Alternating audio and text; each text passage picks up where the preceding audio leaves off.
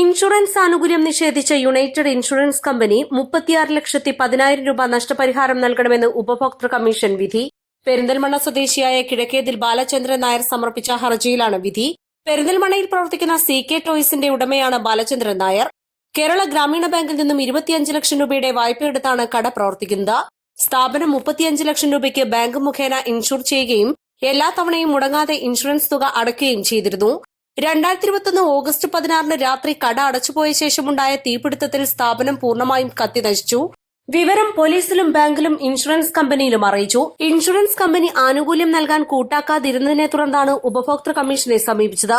നഷ്ടം കാണിക്കാൻ രേഖകൾ ഹാജരാക്കാതിരുന്നതിനാലാണ് ഇൻഷുറൻസ് നൽകാത്തതെന്നും ഇൻഷുർ ചെയ്ത കടയുടെ നമ്പറും അപകടത്തിൽപ്പെട്ട സ്ഥലവും വ്യത്യസ്തമാണെന്നും കമ്പനി വാദിച്ചു.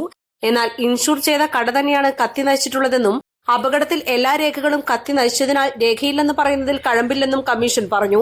25 ലക്ഷം വായ്പ അനുവദിച്ച ബാങ്ക് സൂക്ഷിക്കുന്ന സ്റ്റോക്ക് രജിസ്റ്റർ മതിയായ രേഖയായി കണക്കാക്കി ഇൻഷുറൻസ് അനുവദിക്കണമെന്ന് കമ്മീഷൻ ഉത്തരവിട്ടു.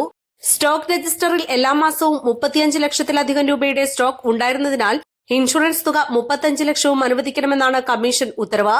2021 സംഭവത്തിന് ശേഷം ഇൻഷുറൻസ് അനുവദിക്കാതെ കാലതാമസം വരുത്തിയതിനാൽ 1 ലക്ഷം രൂപ നഷ്ടപരിഹാരവും കോടതി ചെലവായി 10,000 രൂപയും നൽകണമെന്നും കെ മോഹൻദാസ് പ്രസിഡന്റും പ്രീതി ശിവരാമൻ, CV മുഹമ്മദ് ഇസ്മായിൽ എന്നിവർ അംഗങ്ങളുമായ കമ്മീഷൻ ഉത്തരവിട്ടു.